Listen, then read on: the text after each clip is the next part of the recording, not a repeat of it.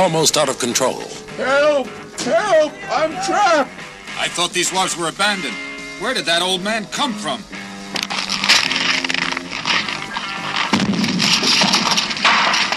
He's down! That collapsing beam must have hit him. Call the paramedics. A short time later, Squad 51 gets a call from their dispatcher. Squad 51, meet the police helicopter at the airport. Victim down at burning wharves near Pell and Water Streets. Timeout, 9:42. Squad 51, 10-4 dispatch. Moving rapidly through the street, Squad 51 arrives at the airport. Getting out quickly, John Gage and Roy DeSoto take out their gear, including coils of rope, and run over to the helicopter. They load their gear swiftly and climb aboard themselves. Raising his voice over the sound of the engine, Gage speaks to the pilot. What's up? Looks like this old duffer was living in one of the old buildings near the deserted wharfs on Water Street. When the fire started, it trapped him. Fire on 3 sides and water on the 4th. Why call us? Couldn't you cops have handled it? Well, the old guy got clobbered by a falling beam. He's down and not moving. That makes it your job. Right. And there's the fire. It's a big one, all right. I'll get you in as close as I can. The pilot brought his helicopter right above the spot where the elderly victim lay. DeSoto and Gage climbed down quickly, though they were loaded down with equipment. Immediately, they began to examine the old man. Shoulder's broken. Find anything else? No head injury. Pupil reaction is negative. Oh, what happened? That's okay, old Tommy, with these splints and shoulder bandages here. Right. How are we getting out? That fire... We're going up those ropes and out by helicopter. You must be daft, young fella. I ain't going up in any dang mechanical grasshopper. It's either that or roast to death. Well, if you put it that way. Carrying their unwilling patient between them, Gage and DeSoto made it back into the helicopter. I radioed ahead. There'll be an ambulance waiting at the airport. What's wrong with you, old-timer? A broken shoulder, they tell me. Why were you living out on the wharves? Better than living with my daughter-in-law.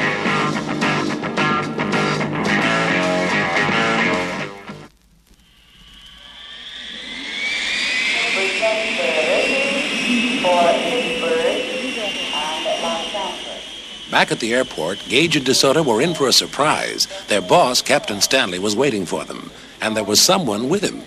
Gentlemen, this is Jennifer James. Miss James, this is paramedic John Gage. How do you do? And paramedic Roy DeSoto. Hi. Glad to meet you both. Just call me Jenny. Miss James is a reporter. She's been assigned to write a story about Squad 51, and you two are to give her every assistance. I can't wait to see you all in action. Captain, do you mean she's coming with us on calls? Yep, that's just what I mean. But, Captain, that could be dangerous. I'm not afraid. Besides, I want to see for myself whether you paramedics are as good as you're cracked up to be.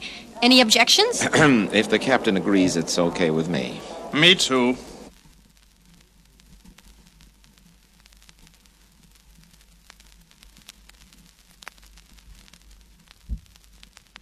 Process Lincoln, 1261 Atlantic Road. Squad 51, 10-4 dispatch. Let's go. Here's your chance, Miss James. Climb aboard. In short order, Squad 51 pulled up at the site of the accident. A police patrol car was on the scene. What can you tell us, officer? Neighbor tells us the boy's blind. He must have missed his footing on that long flight of stone stairs. We found him at the foot of the steps a couple of minutes ago. He's still out cold. Roy, it's a depressed wound at the back of the head. Looks like a skull fracture. Let me get a picture of that. Hold on a minute, lady. What are you doing? She's a reporter. Captain Stanley says it's all right. Please stay out of the way, Miss James. But I was only trying... Please. Roy, get the vitals on the kid. I'll check for other injuries. Is it serious? Miss James. All right. I'm sorry. Johnny, he's got a medical ID bracelet. He's a diabetic. He could be in insulin shock. That would explain the fall. I wish we could run a blood test on him out here. Call Rampart, Roy. Rampart emergency, this is Squad 51. We've got a victim, male, 16 years old, fractured skull. Victim's a blind diabetic, patient unconscious. Suspect insulin coma. Squad 51, this is Rampart. Have you got the vitals? Pulse 160 and 30. Respirations 38. Blood pressure 80/45. 51, start an IV with 5% glucose and monitor blood pressure continuously. I'm coming out there. If patient doesn't recover consciousness by the time I arrive, I'll have to operate immediately to relieve pressure on the brain. 10-4, Rampart. Kelly's coming out. Who? Dr. Kelly Brackett. That was him on the biocom. Doctor? I thought you paramedics were supposed to handle everything. Ordinarily, yes, but we're not doctors, and this looks like emergency surgery. Dr. Brackett may have to operate right here. You were looking for a story. This dramatic enough for you, Miss James? I guess I had that coming. Sorry. The name's Jenny. Can I do anything to help? Well, as a matter of fact... Yes?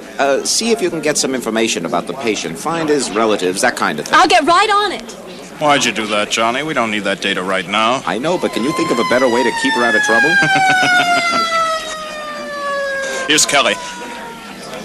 Any change? No. Yes, wait. His eyelids are fluttering. Good. What's his name? ID bracelet says Phil Austin. Phil? Can you hear me? His lips are moving, but I can't make it out. Phil, if you hear me, squeeze my hand. Good. That's fine. Now, if you had your insulin this morning, squeeze my hand once only. If you didn't, squeeze it twice. He squeezed twice. Then it was insulin shock. Right. That means we can wait to operate until we get him back to Rampart General. Kel, do you want us to take him back? Yeah, Johnny. I don't want to wait for an ambulance. Report yourself unavailable and take him back slow and easy. I'll ride along with you just in case. Mr. Gage! Mr. Gage, I wasn't able to find out much. It's okay, Jenny. Dr. Brackett's here. He's going along with us to the hospital. The surgery will be done there. Let's go. That night, when Squad 51 got back to the station, they found their boss, Captain Stanley, waiting for them. Nice job on that blind boy, man. Miss James was very impressed. All right. So much so that she's going to do a whole series. She'll be with you for the next week to gather her material. What are we going to do? No!